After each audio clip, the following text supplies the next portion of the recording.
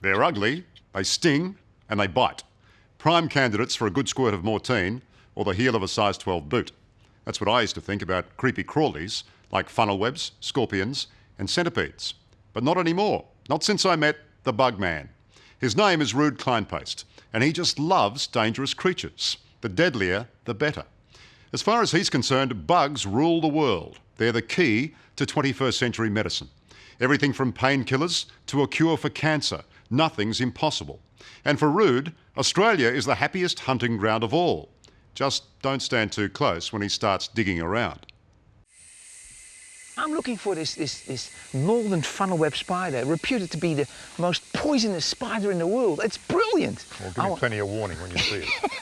Yeah, I will. I'm in a rainforest in far north Queensland with entomologist Ruud Kleinpaste, known the world over as the bug man.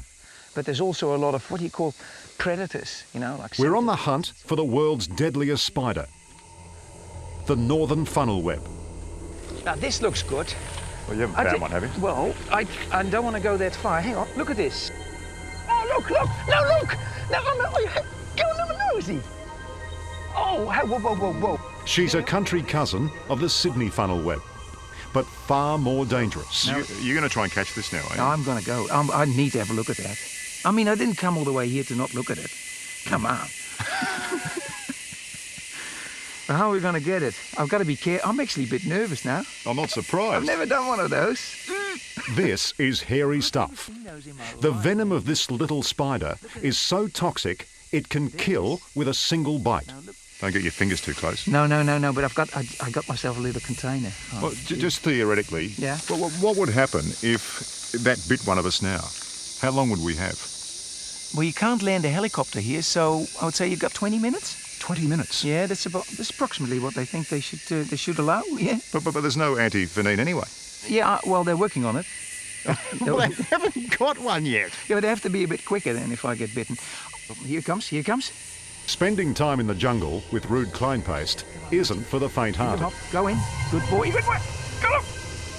Hang on. But there's method to the madness. He's on a global quest to harness the venom of our deadliest bugs and turn them into life-saving drugs. You can put him in your bag to go back. We've only discovered maybe a 15th, a 20th or a 30th of what is here. And these creatures rule the world chemically. Bugs rule everything chemically. Now, if you take a good look at them, you'll discover new things and you'll discover new ways to apply these chemicals to our own benefit. Medicine, new technology, whatever, you name it. You name it, and Ruud's done it. All in the name of science. You once covered yourself with African killer bees? Yeah, about 50,000. No offence, but you'd have to be a bit of a nutter to do that, wouldn't you? Really? Yes, I agree. Remember, these are killer bees, and they behave with a swarm mentality. If just one decides to sting Ruud, the rest of the 50,000 would follow. He'd be dead in seconds. I wanted to demonstrate if you know how these even killer bees communicate with each other, and if you can somehow jump within their communication channels, you can make them do things that everybody thinks you're nuts to do that. And I proved that. I put a queen pheromone on my face, which calmed the bees down. They thought I was the biggest queen in Texas. I tell you what, mate, rocks are always good in Australia. Let's see what's under here. Unorthodox he may be, but there's no doubting Ruud's dedication. Here you go. The more poisonous the critter, This is a scorpion. the more useful it can be, and the more determined he is to track it down. Some scorpions from memory have got protein in their venom that they can use, the proteins, to target brain cancers. That protein makes a beeline for the cancer in the brain, and it is like a direct line to the source without chemotherapy. So biochemists are actually looking at these scorpions, these tails. Oh, look, come up. Yeah, oh, look, see that? Bungee jumping straight away. Fantastic. Are you saying that won't bite you? Well, no, I hope not. Yeah, it's doing it now. It's biting me, all right, because it doesn't want to come off my jersey. You want to have a hold? Come on, have a hold. Here you go. You are hand kidding. up. You're kidding, aren't you? Oh, come on, hand up. Here you go. That's you. That's you. That's you. See, and because I'm holding on to it, What are you doing? it's trying to get away from my fingers, but it's not going to. This is not my idea of fun. No, it isn't, but it shows you, though, how absolutely brilliant they are at holding on. Why hasn't the venom of a lot of these bugs been studied already, Ruud? Nobody's had a go at it. We've always looked at plants, penicillin, fungi and things like that. We've looked at all the things that we found in the bush in terms of botany. But nobody's actually looked at bugs properly. For 50 million years, bugs have ruled the world, all the while evolving and adapting their various potions and poisons. For hunting, for defence, or simply to attract a mate. Modern medicine is only just catching up.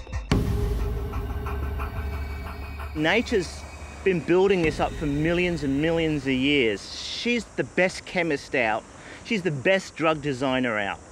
Doing things which we are only starting to do in the test tube in the last 10 years. And she's been doing this for 50 million years, perfecting it. Professor John Paul Bingham shares Ruud's passion for poison. So I would recommend not picking up the rocks with your bare hands. Together, Using they're your working feet. on bringing pain relief to terminally ill cancer patients with the deadly venom of a tiny sea creature, the cone snail.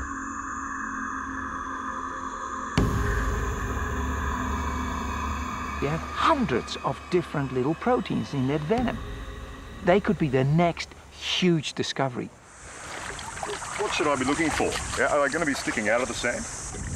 Well, you're going to see shapes in the sand. Bingham travels the world for the cone snail venom. Today, he's brought me to Lizard Island on the Great Barrier Reef. What we're going to do, we're going to then carefully pick them up with our gloves. The cone snail is proof positive that humble bugs can offer modern medical miracles. The venom we collect today may one day replace morphine as the world's strongest painkiller.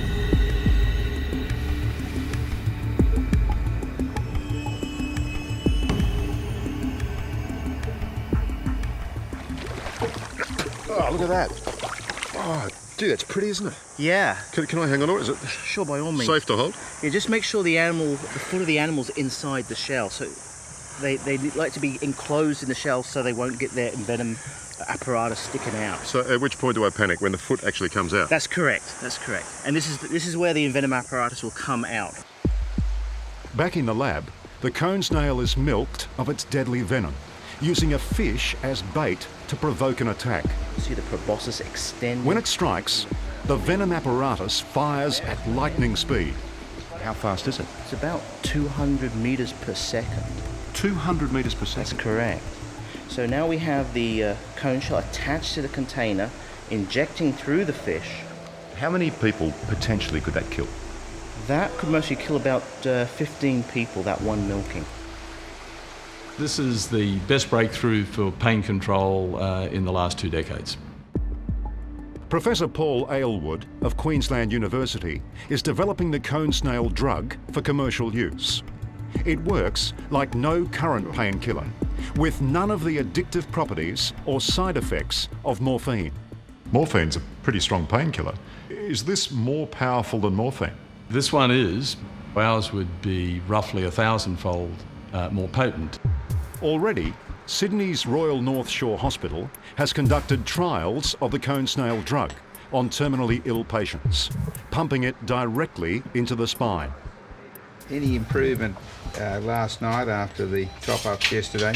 Yeah, when I got home, things were pretty good. More testing is needed, but early results show a single dose gave some patients days and even weeks of relief. So you got more comfortable and you had a bit of a doze off. Okay, that's it. It's a revolution of discovery. This is a whole new source of new drugs that are going to enable treatments that we've never been able to conceive of.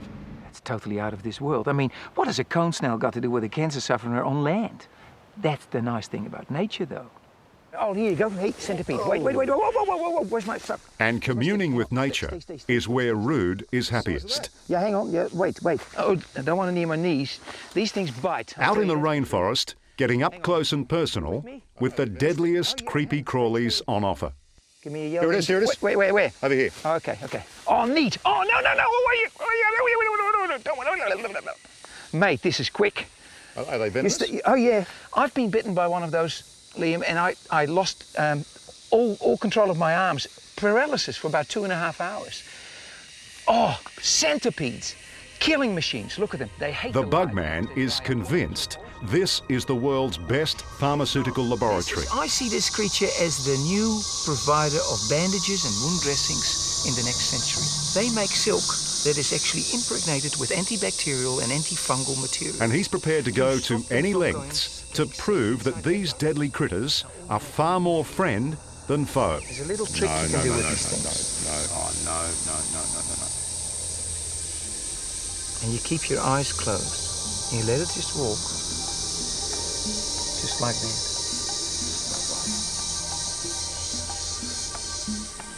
That's the most insane party trick I've ever seen.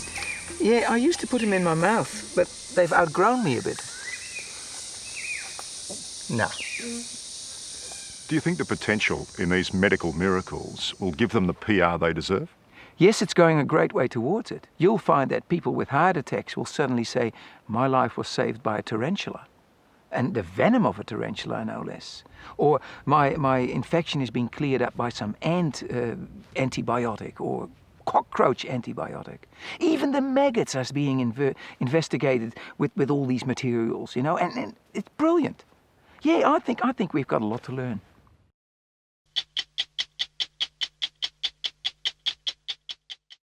Hello, I'm Tara Brown. Thanks for watching. To keep up with the latest from 60 Minutes Australia, make sure you subscribe to our channel. You can also download the 9Now app for full episodes and other exclusive 60 Minutes content.